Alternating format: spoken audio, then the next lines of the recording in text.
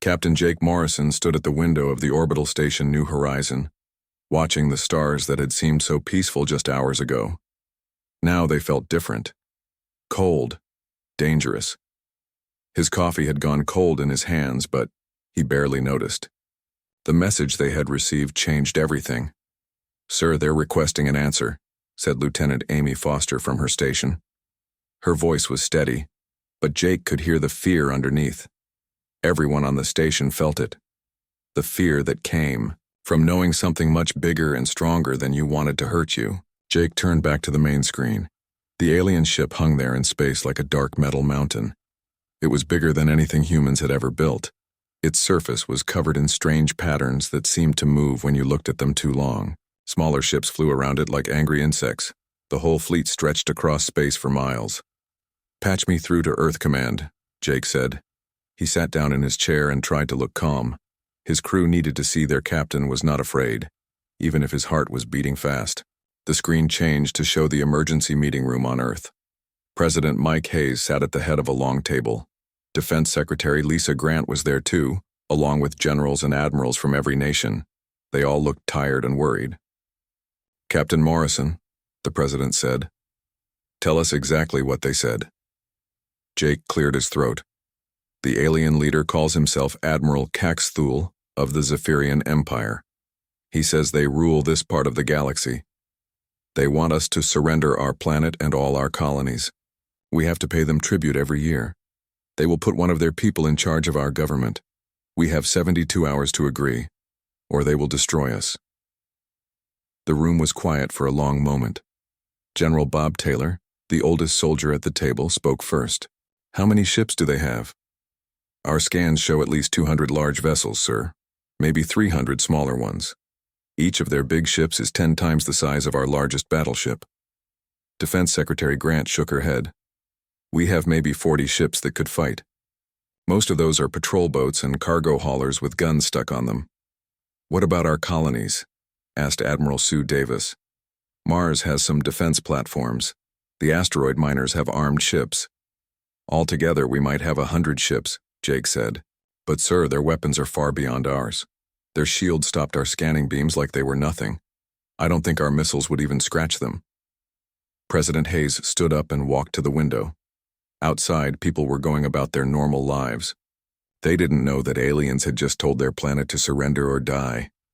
72 hours, the president said quietly. "They think that's enough time for us to give up everything our species has worked for." "Sir," said General Taylor, "maybe we should consider their terms. If they really can destroy us, no."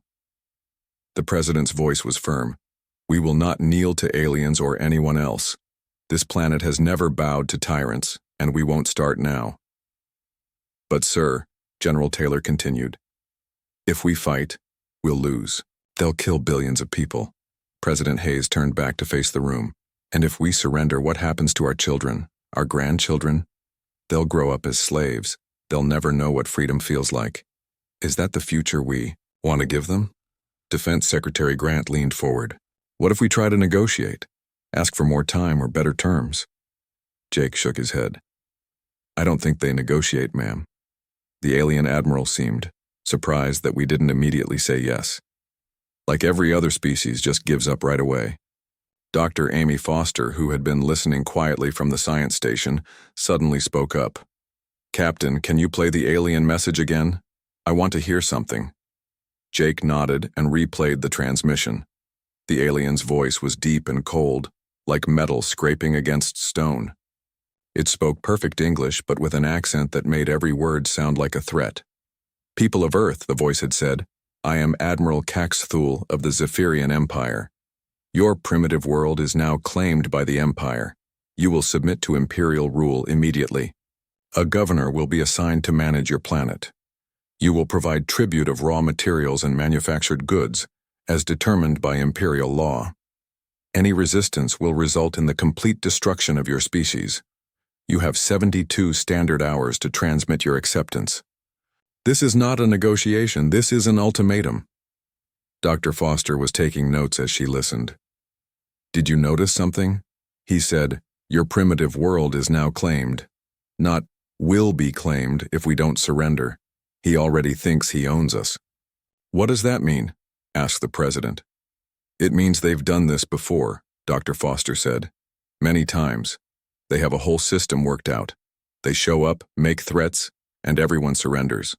They've probably never had a species say no." Admiral Davis looked interested.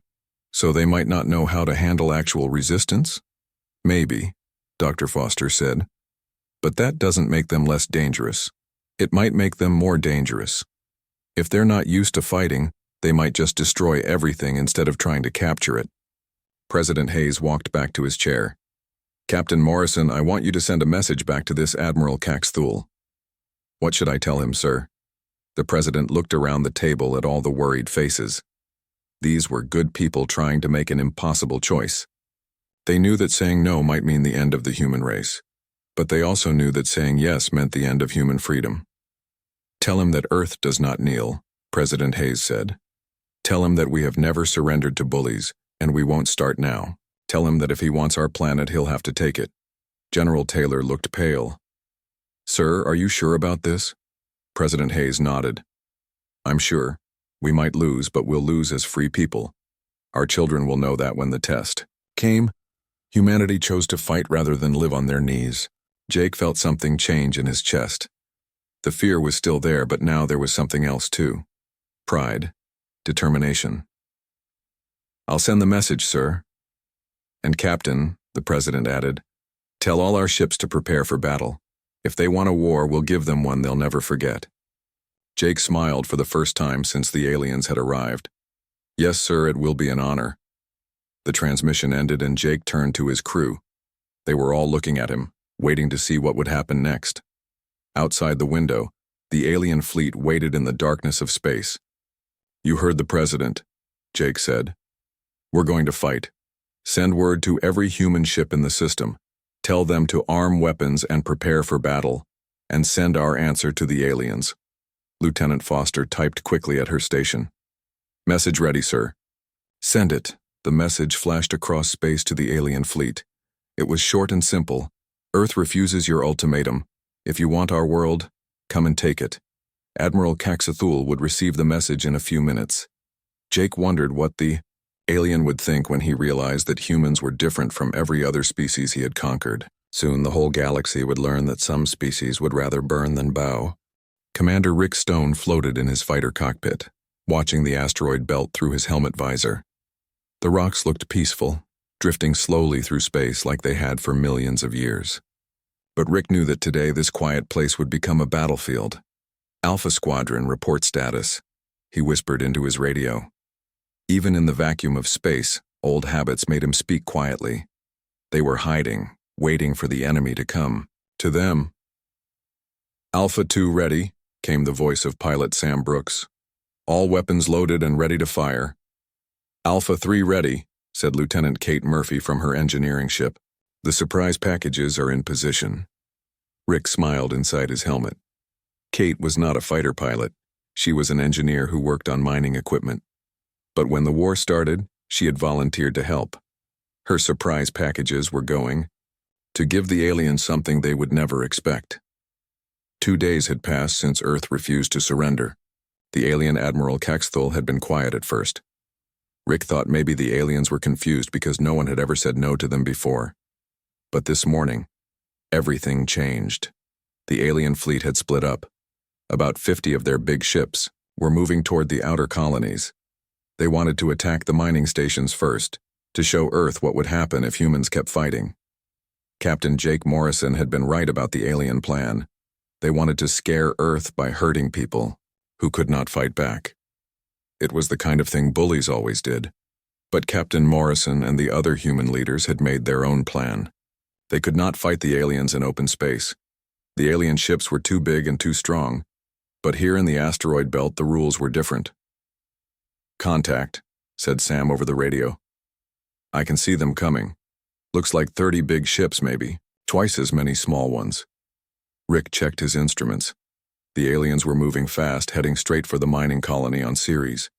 They flew in a perfect formation, like they were on parade.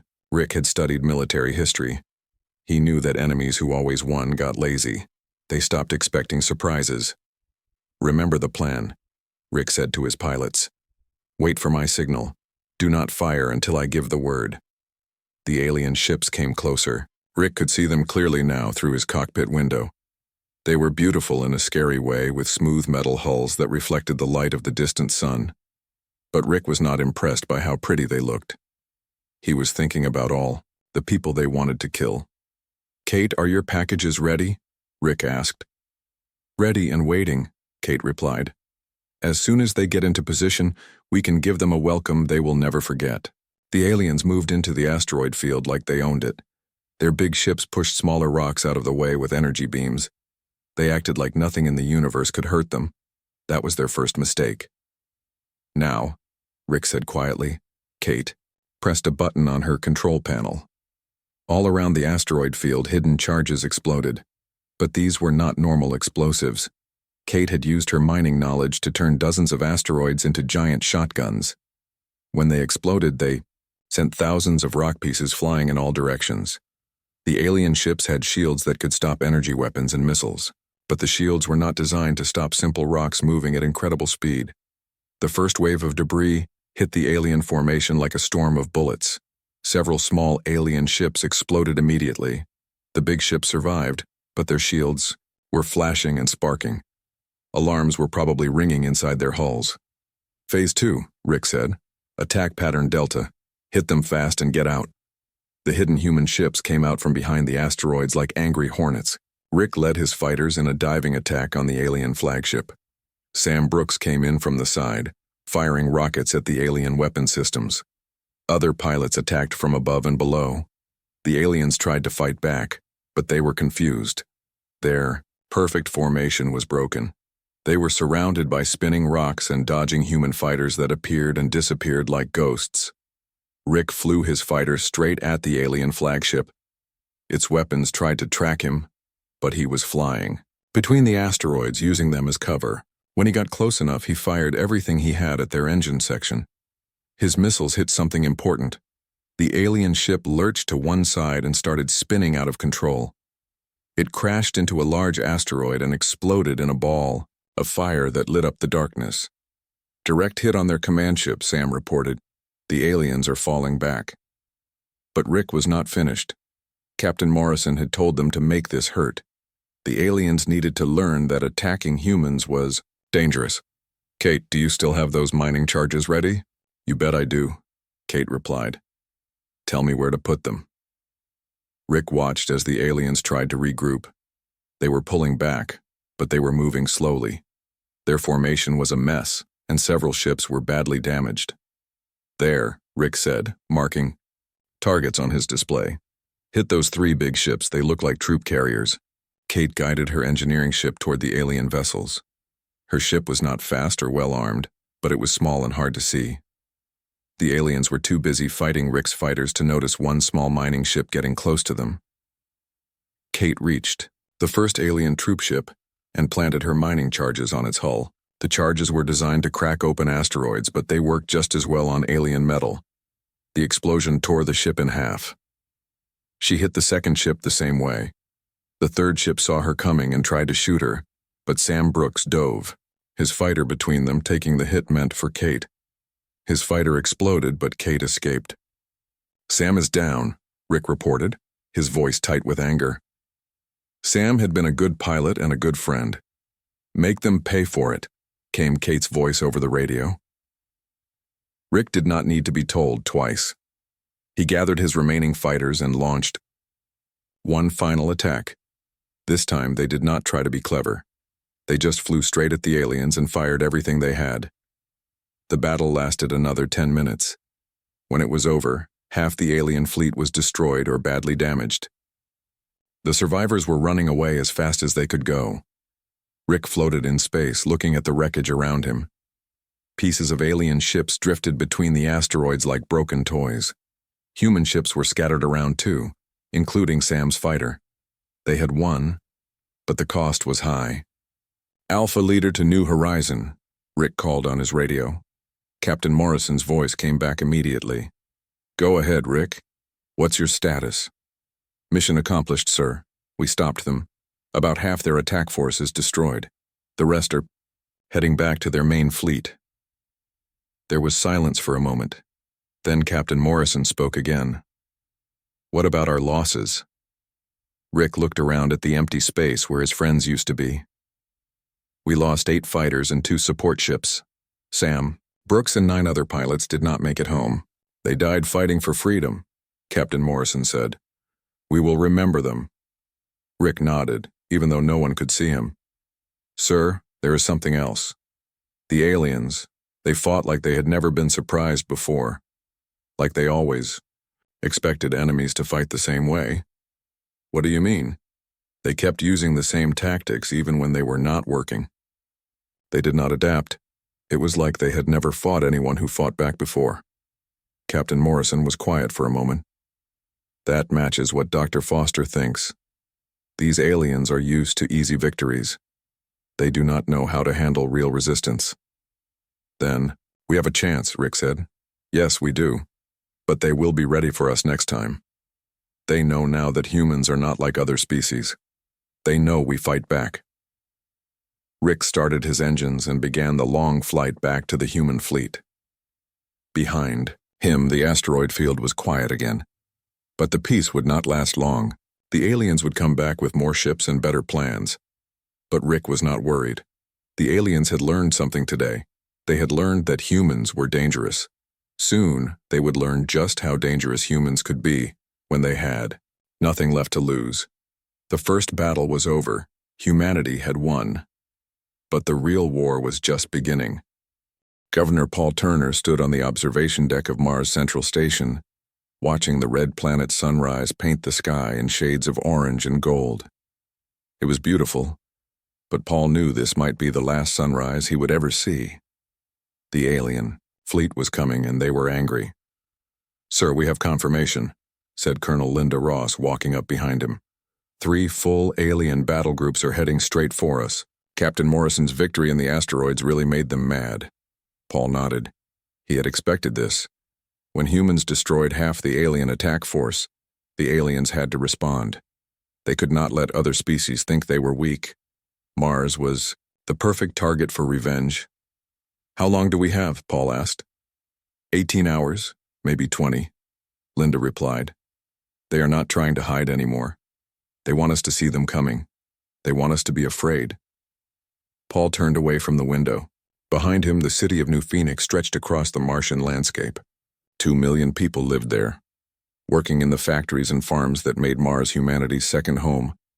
Most of them were civilians who had never held a weapon in their lives. Status report, Paul said as they walked toward the command center. All military personnel are at battle stations, Linda said. The defense platforms are armed and ready. Tom Bailey has his engineering teams working on the special projects. Dr. Joe Carter is finishing up his chemical preparations. Paul stopped walking. Linda, you know what we might have to do, right? If the aliens take the planet, we cannot let them use our factories to make weapons. We cannot let them use our people as slaves. Linda's face was hard. She had been a soldier for 20 years, but this was different from any war she had ever fought. I know, sir, the fusion reactors are rigged. If you give the order, we can take out the entire industrial complex. And ourselves with it, Paul said quietly. Better than living on our knees, Linda replied. They entered the command center where dozens of people were working at computers and communication stations. Everyone looked scared, but they were still doing their jobs. Paul was proud of them. Governor Turner, called out Tom Bailey from across the room. The chief engineer looked tired but excited. We've finished the modifications to the atmosphere processors. They are not just making air anymore. Good work, Tom. What about the factory defenses? Every production facility has been turned into a fortress. We welded steel plates over the windows and set up weapon positions. The alien troops will have to fight for every building. Paul walked to the main display screen. It showed the planet from orbit with red dots marking all the human positions. There were not many red dots compared to the size of the planet, but each one represented people willing to fight and die for their freedom. Sir, incoming transmission from the alien fleet, said Lieutenant Sue Davis at the communication station. Put it on screen, Paul ordered. The display changed to show the alien Admiral Caxethal. He looked even angrier than before. His strange alien face was twisted with rage and his eyes glowed with a cold light. "Humans of Mars," the alien said, his voice like grinding metal. "You will pay for the destruction of my ships. Your resistance ends now. Surrender immediately or I will turn your world into glass." Paul stepped forward so the alien could see him clearly. "I am Governor Paul Turner of Mars Colony. We do not surrender. If you want our world, you will have to take it." The alien admiral's eyes grew brighter. "So be it. You will regret this defiance. My forces will land in 6 hours. Any human found with a weapon will be executed. Any human who helps the resistance will be executed. Your species will learn to obey." "We will see about that," Paul said and cut the transmission. The next few hours passed quickly. The alien ships moved into orbit around Mars, their dark hulls blocking out the stars. Paul watched from the command center as the first landing craft launched from the alien fleet. There were hundreds of them, like a swarm of metal insects descending on the planet. "They are landing at the main spaceport," reported Colonel Ross. "Looks like they want to take the city intact." "That was their second mistake," Paul said. "Tom, activate the atmosphere processors." Tom Bailey smiled and pressed a series of buttons. Across the planet, the huge machines that created breathable air began to change. Instead of making oxygen, they started producing clouds of poisonous gas that would kill any alien who breathed. The alien landing force walked right into the trap. Their ships landed in the middle of the poison clouds, and their soldiers began dying as soon as they opened their doors. The aliens had breathing equipment, but it was not designed for the industrial chemicals that Dr. Carter had created. "Direct hit," Tom reported. "We got about half their first wave." But the aliens learned fast. The second wave of landing craft stayed away from the poison clouds. They landed in the desert, far from the cities. Soon, alien soldiers were marching across the red sand toward the human settlements. "Here they come," Linda said, watching the tactical display. "Ground forces, prepare for contact." The first battle happened at Factory Complex 7. The aliens expected to find frightened civilians hiding in the buildings. Instead, they found every window turned into a gun position and every door booby-trapped.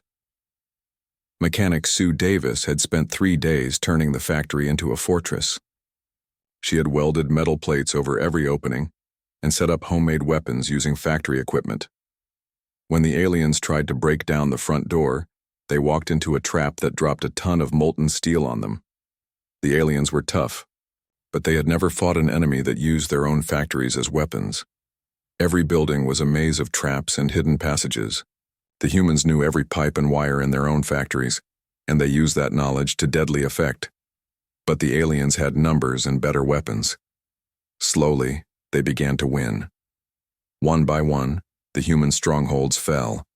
The aliens moved closer to the main city, leaving behind smoking ruins and the bodies of human defenders.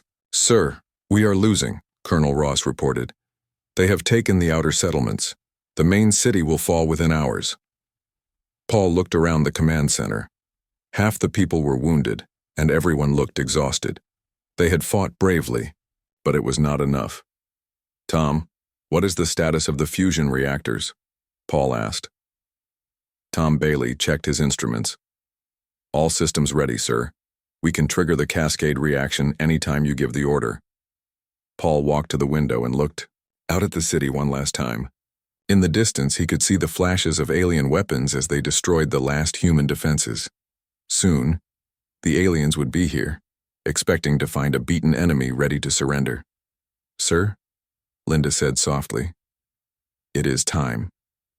Paul picked up the microphone that connected to every human position on the planet. "This is Governor Turner to all Mars personnel. We have fought bravely, but the battle is lost. The aliens think they have won, but they are wrong. We will show them what happens when they try to conquer free people." He looked at Tom Bailey. "Do it." Tom pressed the final button. Deep underground, the fusion power plants that provided energy for the entire colony began to overload. The safety systems had been disabled. There was no way to stop what was about to happen. 30 seconds, Tom reported. Paul spoke into the microphone one last time. Tell Earth we never knelt. Tell them Mars burns free. The explosion was visible from Earth's orbit. The fusion reactors created a chain reaction that tore through the planet's crust. The alien fleet in orbit was caught in the blast, their ships crushed by the shockwave. The entire planet convulsed as the explosions spread. From city to city, Captain Jake Morrison watched from his ship near the asteroid belt as Mars died. The planet that had been humanity's greatest achievement was now a burning ball of rock and gas. But the sacrifice had not been in vain. The alien fleet was gone, destroyed by the planet's death. My God, whispered Dr. Amy Foster. They actually did it. They destroyed their own world rather than let it be conquered. Jake nodded, his face grim. Send a message to all human forces. Mars has fallen, but not the way the aliens expected. The planet is gone, but so is their invasion fleet. The message spread quickly through human space. Mars was dead, but its sacrifice had saved Earth. The aliens now knew that humans would rather destroy everything than accept slavery. Admiral Cax Thule was dead, his flagship destroyed in the blast. His replacement would have to explain to the Zephyrian Empire how a primitive species had wiped out 3 entire fleets. In the burning wreckage that had once been Mars, a new legend was born. The galaxy would remember the day that humans chose to burn their own world, rather than let it kneel to aliens. The war was far from over, but the balance had shifted. The aliens had learned that conquering humanity would cost them everything. Captain Jake Morrison floated in zero gravity aboard the captured alien ship, blood trickling from a cut on his forehead. Around him, the strange alien control room buzzed with activity as human technicians worked to understand the enemy technology. The battle was over, but Jake knew he was dying. "Sir, we have control of their main computer," called out Dr. Amy Foster from across the room. She was working with programmer Dan Wells trying to crack the alien codes. "The information in here, Jake, this is incredible." Jake tried to stand, but the pain in his chest was too much. The alien weapon had burned right through his body armor. He could feel his strength leaving him with every breath. "Tell me what you found," he said, his voice getting weaker. "Everything," Amy replied, her eyes wide with excitement. "Star charts, military bases, fleet positions, the locations of every single world in their empire. We know where they live, where they keep their ships, where they make their weapons." The mission had been desperate from the start. After Mars burned, the human fleet was scattered and broken. They had maybe 30 ships left, most of them damaged. The aliens still had hundreds of vessels, and more were coming from deeper in their empire. But Jake had realized something important. They could not win by defending. Every time the aliens attacked, humans lost ships and people they could not replace. The only way to win was to attack first, to hit the aliens where they did not expect it. The plan had been simple and crazy. Take the entire human fleet and attack the alien command base in deep space. Capture their leaders and steal their secrets. It was the kind of plan that would either win the war or lose it completely. "Nina, what about their communication codes?" Jake asked. Former corporate spy Nina Cole was working at another alien computer, her fingers dancing over the strange controls. "I have them all," Nina said. "Every frequency, every encryption key. We can listen to everything they say. Better yet, we can talk to their ships and make them think we are their commanders." Jake smiled even though it hurt. The raid had cost them half the human fleet, but it was worth it.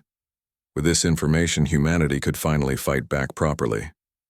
"Sir, you need medical attention," said Commander Rick Stone, kneeling beside Jake's chair. Rick had survived the asteroid battle and had become Jake's second in command. "Let us take you to the medical bay." "No time," Jake said. "The aliens will send reinforcements soon. We need to get this information back to Earth before we are trapped here." He looked around the alien control room. It was beautiful in a cold way, with smooth surfaces that glowed with soft light. But Jake was not impressed by alien technology anymore. He had seen what it was used for. "Captain, we are receiving alien transmissions," reported communications expert Julie Baker. "You need to hear this." The speakers crackled to life with alien voices. Dr. Foster had programmed the computer to translate their language into English. What Jake heard made him forget about his wounds for a moment. Fleet Command, this is Sector 7. The humans have attacked our forward base. Admiral Caxthul is dead. The entire Third Fleet is destroyed. Confirmed, Sector 7. What is the status of the human force? Unknown. They disappeared after the attack. Our scouts cannot find them. Impossible. How can primitive ships hide from our sensors? Jake smiled again. The aliens were confused and scared. For the first time in their history, an enemy had hit them where they thought they were safe. Dan, can you access their military database? Jake asked. Already on it, Dan replied. This is amazing, Captain. They have detailed files on every species they have conquered. Hundreds of worlds, all forced to surrender without a fight. What about resistance movements? Dan scrolled through the data. None. Not a single species has ever fought back after surrendering. They all just gave up. That explained a lot, Jake thought. The aliens were used to easy victories. They conquered planets and the people stayed conquered. They had never dealt with guerrilla warfare or rebellion. Amy, what about their fleet positions? Jake asked. Dr. Foster pulled up a star map on the main screen. It showed the entire alien empire, with red dots marking their military bases. They have spread. Their forces thin, Captain. Most of their ships are scattered across the empire, keeping conquered worlds in line. Their main fleet is here at their home system. How many ships? Maybe 200 capital ships plus support vessels. But Jake, look at this. She pointed to other parts of the map. Their supply lines are huge. They need constant shipments of food and materials from conquered worlds. If we could disrupt those supply lines, Jake understood immediately. The alien empire was like a giant machine that needed constant feeding. Cut off the food, and the machine would starve. Nina, can we use their communication codes to send false orders? Jake asked. Absolutely. I can make their own ships think they are getting orders from headquarters. Good. Here is what we are going to do. Jake tried to sit up straighter, ignoring the pain. We are going to split the human fleet into small groups. Each group will attack a different part of their empire. We will free the conquered worlds and turn them against their masters. Commander Stone looked worried. Sir, that will spread our forces very thin. If the aliens catch one of our groups, they will destroy it, Jake finished. But that is a risk we have to take. We cannot match them ship for ship, but we can be everywhere at once, hitting them where they do not expect it. Dr. Foster was still studying the alien data. Captain, there is something else. The conquered species, they still have their own ships, their own weapons. The aliens just told them not to use them. You mean they could fight if they wanted to?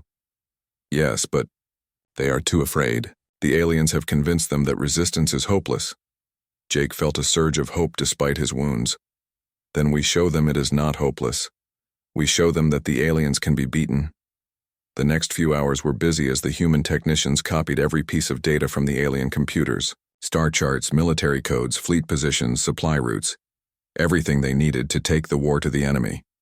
Captain, we have company, reported tactical analyst Mark Taylor. 3 alien scout ships just entered the system.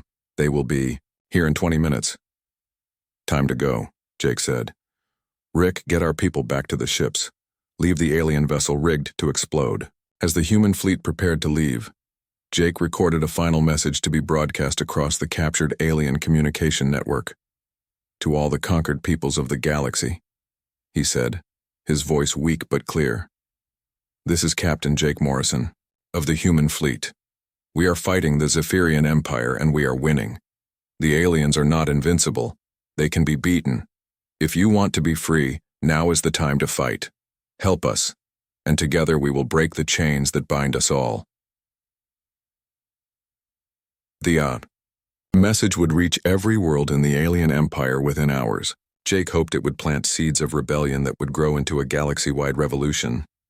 Sir, the ships are ready to jump, Commander Stone reported. Where are we going? Jake looked at the star map one last time. So many worlds under alien control. So many people living in fear. But now humanity had the tools to set them free. "Split the fleet as planned," Jake said. "Send each group to a different sector.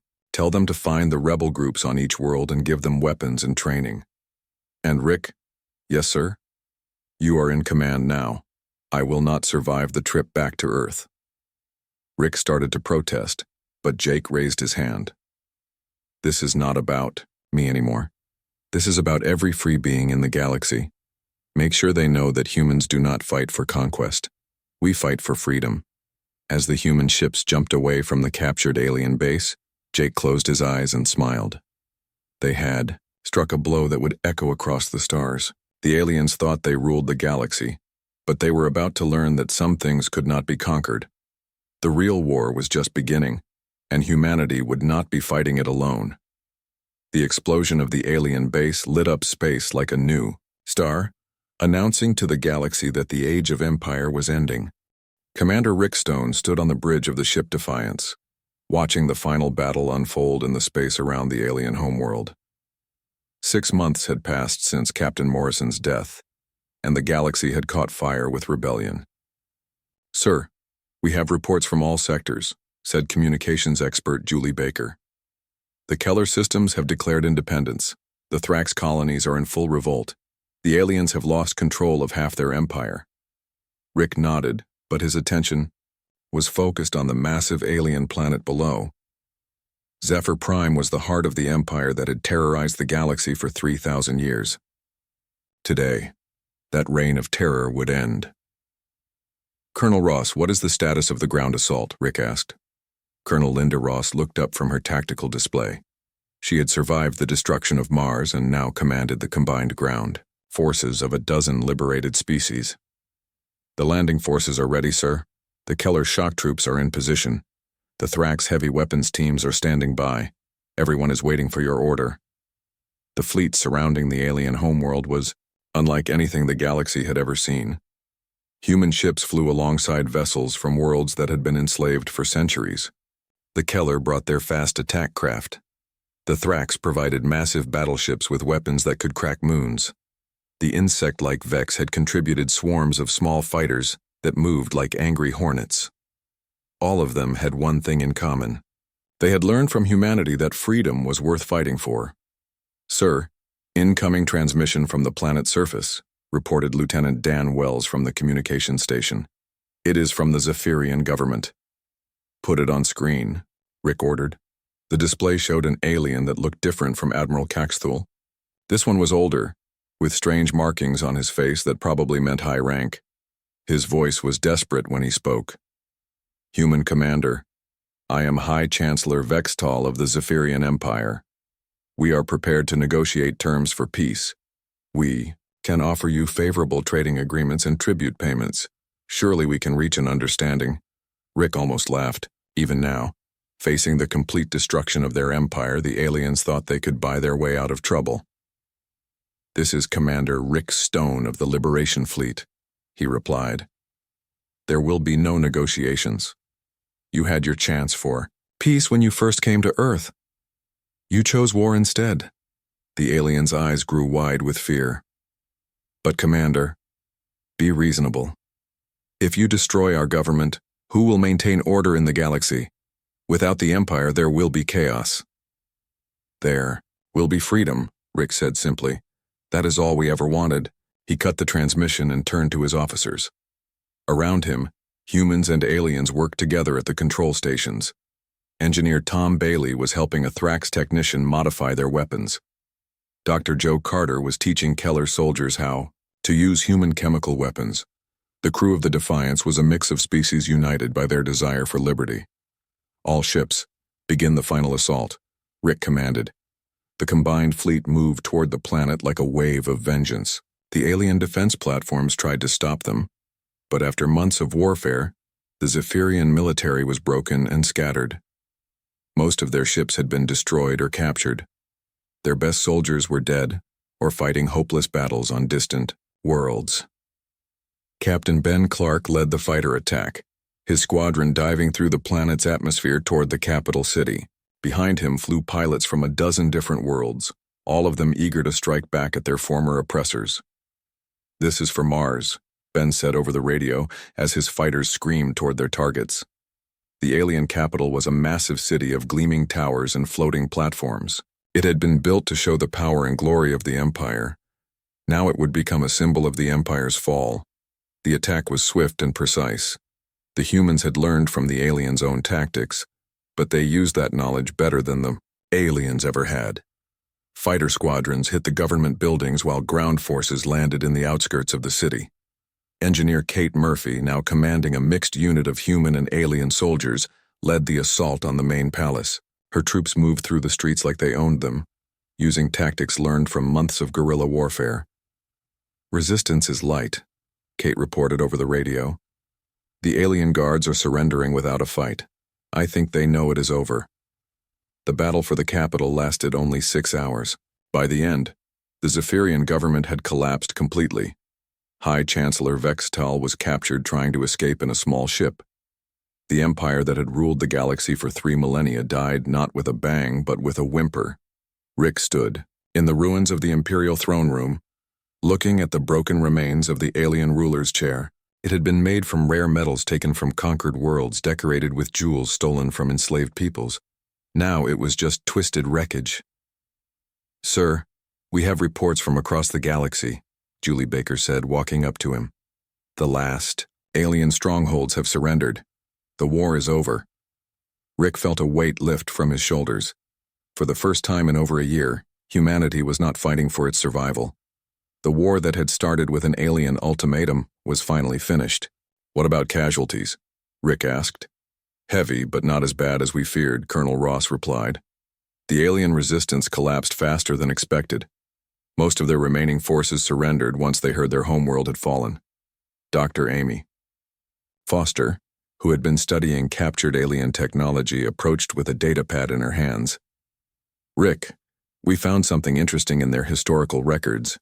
The Zephyrian Empire was not the first galactic power. There were others before, them civilizations that ruled the stars for thousands of years. What happened to them? They fell, just like this one. The galaxy goes through cycles.